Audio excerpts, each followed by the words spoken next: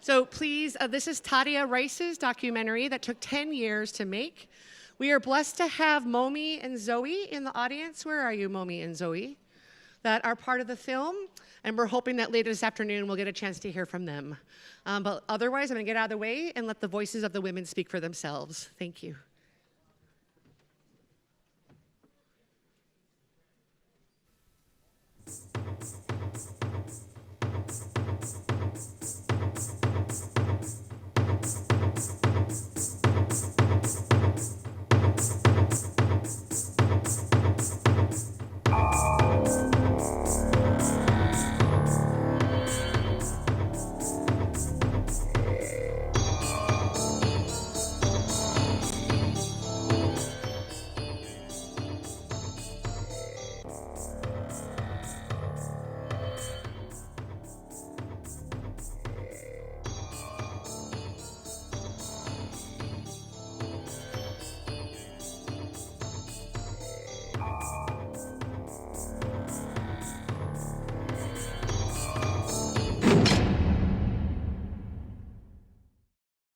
More than 740,000 women are in prison around the world. 200,000 of them are in the United States. In the last 40 years, the rate of female incarceration has risen by an alarming rate of 700%. The United States accounts for over 30% of incarcerated women in the world, yet has only 5% of the world's female population. Hawaii locks up a higher percentage of people than wealthy democracies like the United Kingdom, Canada, and France. Though Native Hawaiian residents make up approximately 20% of the state's population, they comprise more than 40% of Hawaii's inmates. Since 1970, the number of women in Hawaii prisons has increased more than 14-fold. 75% are mothers. 40% are Native Hawaiians and Pacific Islanders. 60% are child survivors of physical violence, mental abuse, and sexual assault. In 2021, it cost Hawaii taxpayers over $238 per day to house one inmate. Each year, the cost increases. The sustained and significant rise in women's incarceration is of profound concern. Female prisoners are extremely vulnerable, with histories of poverty and trauma. Locking up women does not improve society. Instead, it causes further victimization for women and their families, suffering for their children, financial burden, shame, increased trauma, social and emotional degradation, and more. From 2012 to 2022, the U.S. nonprofit organization, the Tahirei Association, sponsored the Beyond Bars Skill Set Development and Expressive Arts program at the only prison for women in the state of Hawaii. The program addressed social and cultural determinants with a gender-responsive approach that acknowledged the unique pathways into and out of the criminal justice system for women. Implementing a research-driven and evidence-based foundation, Beyond Bars participants were able to develop self-esteem, strengthen communication skills, improve self-confidence, reinforce impulse control, and use expressive arts to amplify their creativity. The voices of women in prison are often quieted, even silenced. With determination, courage, and resilience, the inmates at the Women's Correctional Center of Hawaii wanted to speak. These are a few of their personal and compelling stories.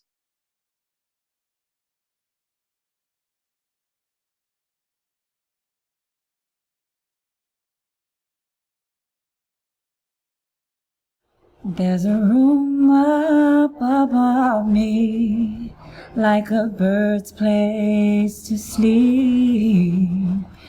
There's food on my table, shoes on my feet. You gave me a love, Lord, gave all to me. Thank you, Lord, for your blessings to me. I know I'm not wealthy, and my clothes are not new. I don't have much money, but Lord, I have you. You know all my needs, Lord, gave all to me. Thank you, Lord, for your blessings to me. As the world looks upon me, as I struggle alone, they say I am nothing, but they are so wrong. In my heart I'm rejoicing, I wish they'd join me.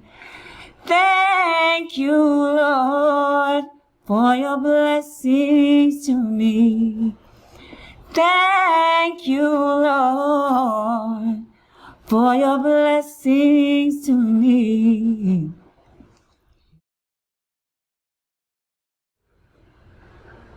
What led me to criminality as a child, I started as a child, was I needed to feel a sense of belonging. I always wanted attention. I didn't have that in my home. I was always looking for some kind of guidance, and I went to all the wrong places. I was raised in a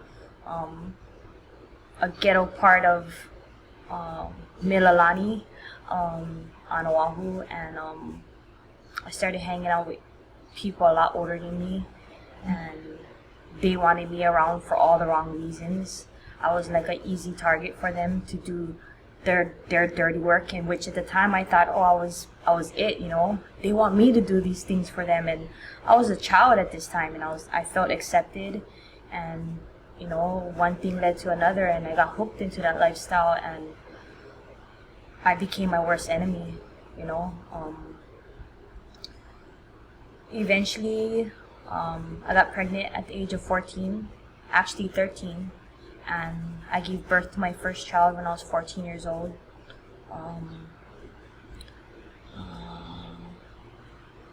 I was a ward of the state myself. I was in CPS growing up, so when I gave birth as a child,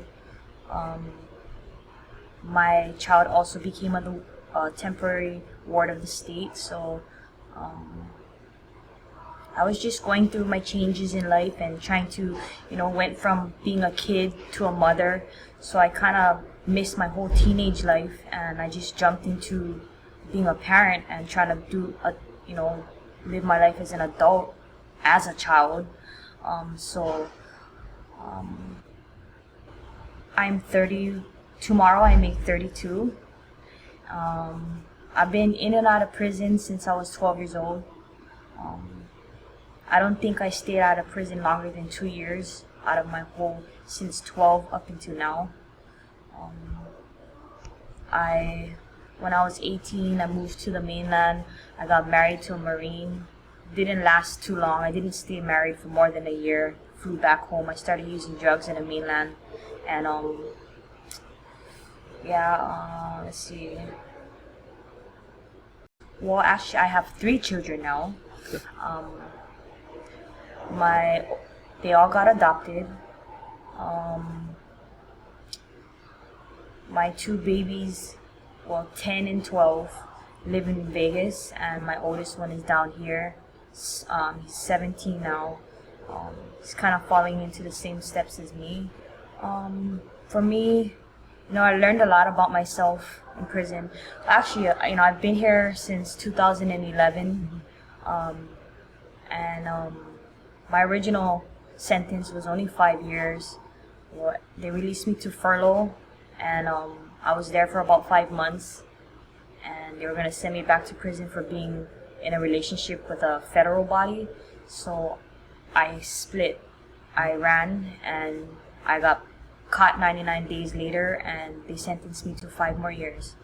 So I've been in prison for almost going on 9 years on an original 5-year charge. So recidivism was me. I didn't even make it to parole, and I picked up another 5 years. So I'm at the ending of my sentence now. So right here now I'm in prison for escape in a second degree. I already maxed out 4 years ago on my original 5-year charge. So I just look at it as I wasn't ready for the real world. I had a lot I needed to work on. When I first came to prison, I did all my programming immediately. I graduated everything I needed to, but I think I was just looking for the easy way out. I just wanted to do what was expected of me so I could just get out of prison earlier, and it didn't work. I guess I faked it to make it, and I thought I made it, but it was just I wasn't ready. I didn't really take the time to internalize everything I learned. I was just doing it for all the wrong reasons because I wanted to get out of prison as soon as possible. But now I had time to reflect and think about what my real reason of being in prison is, and focus on self. And now I'm just trying to make progress. In 2 months I'm up for parole for the first time, and I'm excited. And I think what do I feel I need to change my life is, first and foremost, I need to learn how to love myself. Because if I can love myself, then everything after that will fall into place. It's my biggest downfall. This is not my home.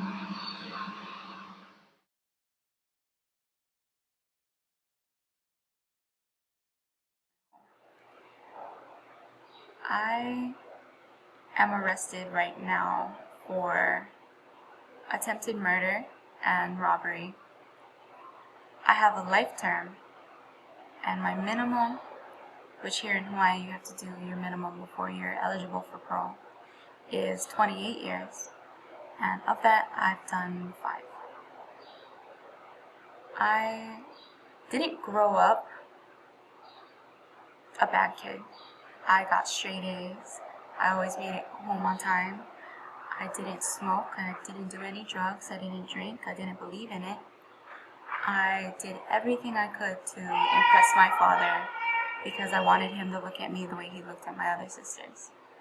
And he didn't, no matter how hard I tried.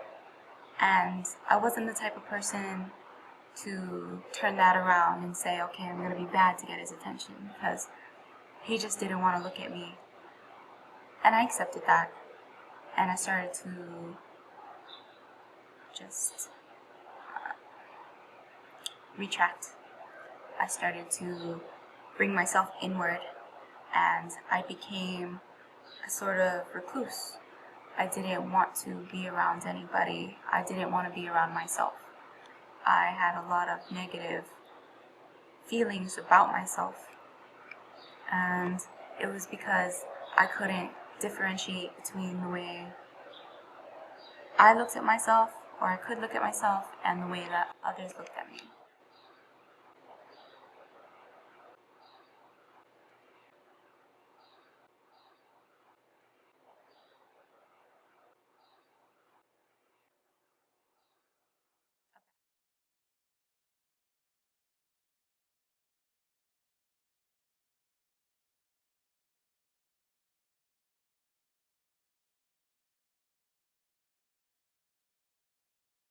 I was born in North Carolina to a Hawaiian mother and an African American father. My mother danced hula on the East Coast, which is how she met my dad. We lived in North Carolina till I was about 7 or 8, which is when I was molested by my cousin. After that, we left my dad in North Carolina and came to Hawaii. That's when all the other troubles began. We went from house to house, staying with family and friends. And through those years, my mom managed to provide for us by working 2 jobs. When I was like 10, we had started drinking. And by 11, I had started smoking marijuana. I was very rebellious as a teenager. I started skipping school my senior year. I started seeing an older woman, 14 years my senior. That lasted about 6 years. She was important to my life because she had our son. We eventually broke up. I was still working, and that's where I met the love of my life. We had a great relationship. In February of 2002, I started using methamphetamine. That was the beginning of my downward spiral. I began selling drugs a year or two before I went to San Diego. That's where I caught my first charge, possession of an illegal narcotic. I was arrested and taken to Las Colinas Women's Prison, where I was released shortly thereafter and put on probation. So I came back home to Hawaii. I got into another relationship, which happened to be my former girlfriend's cousin. That led to physical violence between me and the family, which went both ways, and eventually I ended up in prison. I did almost 6 years. I got out in October of 2019 on parole and sent to a program. And eventually I relapsed and they put me back in prison. Okay, so when I get pushed and pushed and pushed constantly, or I feel like something is wrong, I can get violent. Since going to prison, though, I have learned to let things go. Today, I no longer resort to physical violence. Music is my way of coping. I love it. I should have known right from the start, the very first day when I gave you my heart.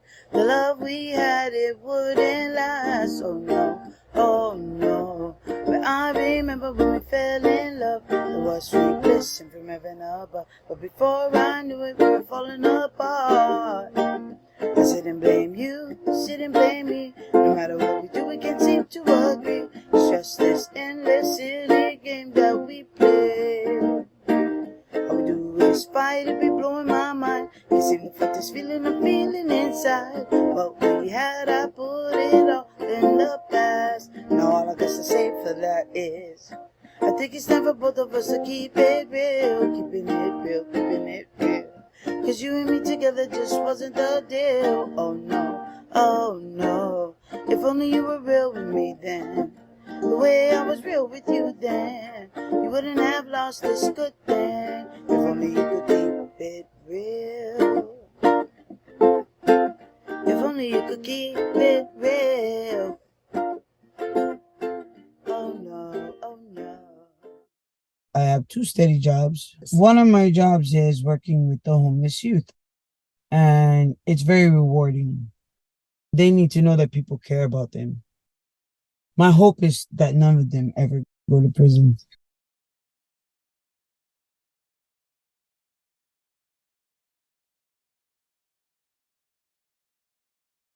I can't ever remember a time when sewing and fabric and art wasn't a part of my life. My mother was a fashion designer, so I grew up in a garment factory. I've been sewing for as long as I can remember.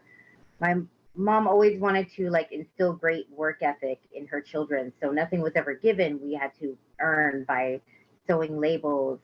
She also taught me the art of customer service by letting me work in her shops with her and teaching me how to sell and how to market your product. So I was able to learn a lot. that just taught me all of those skills as well as teaching me that work ethic at a very young age. I guess underwhelmed is a good word of the public school system. The 10th grade, I was telling all this to my mother. I said, I just don't really want to go back there. She said, what do you want to do? I said, well, I want to open my own dress shop and I'm going to use, I had like two main patterns that I had designed myself. I said, I'm going to use these as a basis and I'm going to do this. So she said, well, go pass the GED and then I'll help you do it. So I did. I went up and passed the GED and she helped me start that business. It was called Starshine, and I did custom and off-the-rack resort wear for women. It was like a really good feeling when you just make a woman feel beautiful. So I had the store for 7 years. In that time, I had gotten married and then gotten divorced, and I needed a change. I'd gotten into trying to start this business and gotten swindled out of that business and a lot of money, and I was left broke. My self-confidence was extremely low. And at the time, my neighbor gave me some cocaine to sell, so just so I could pay my rent. I just did that. That was easier than finding a job and having to admit to failure and explain to people why I wasn't doing this business. A little over a year after that, I was in prison.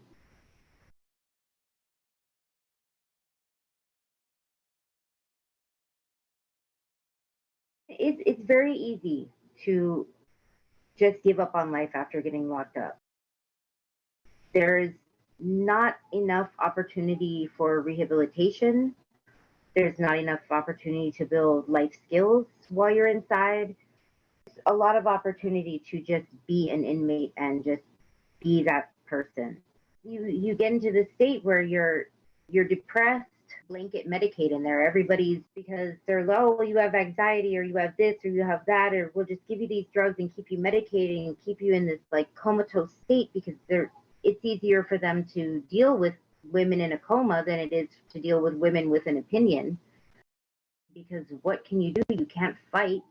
You can just be, and it's hard. And it can be hard to break out of that. Even when you get out, it can still be hard to get out of that mindset of like being that depressed and what do I do now? And now I'm a felon, and now what can I do with life? It wasn't always easy, but every day I reminded myself, this is not your life. This is not who you are. This is just what's happening right now. And this too shall pass. You've got to work hard at staying positive and knowing you have this label. It's not going to stop you. If you want to take something good out of that prison experience, you've got to work hard at it. I was really lucky while I was in there. I was able to earn a culinary degree. I am using that culinary degree. I work in a really amazing kitchen where I get to learn new things every day. And I also have a small business where I make all natural lip plumping lip balms in different colors. I'm working on a skincare line I want to put out this year, and I sell on Etsy. So my line is called Honi Mamona. It means fat kiss in Hawaiian. And I've got, I think, 10 different shades and plums and reds and pinks and some that are just shimmery and clear, everything. Everything for everyone and meant to look good on every skin tone. What's really important is for women, when they get out, to regain acceptance of themselves, because if you regain acceptance of yourself and you are able to show that and verbalize that, I think that it's a lot easier for other people to accept you if you can just show that, hey, yes, I did this, I accept it, now you should accept it. And I find that most people have. I just want to try and lead by example and show other women, if I can do this, so can you. Anything is possible. Prison is not the end. It can be the beginning of something way better. Just got to believe in yourself. If you can believe that, then it becomes true.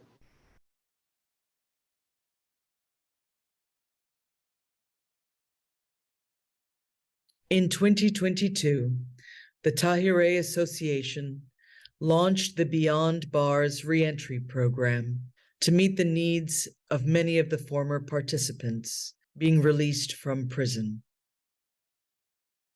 Research has shown that without reentry support, more than 2/3 of former felons will return to prison within 3 years.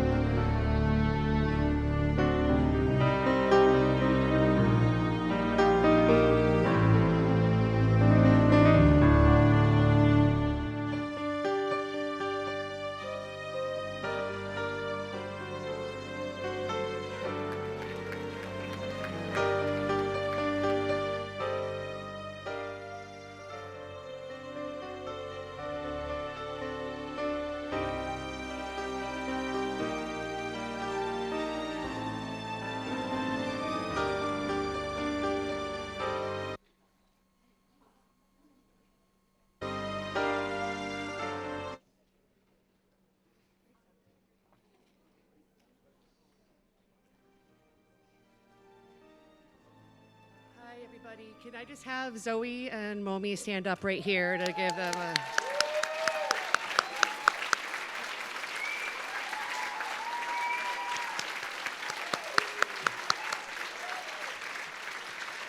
And in fact, Les told me that I want to end the day. These two women are going to end the day sharing their mana'o at the end of our time together. So you'll be hearing from them directly at the end of our day.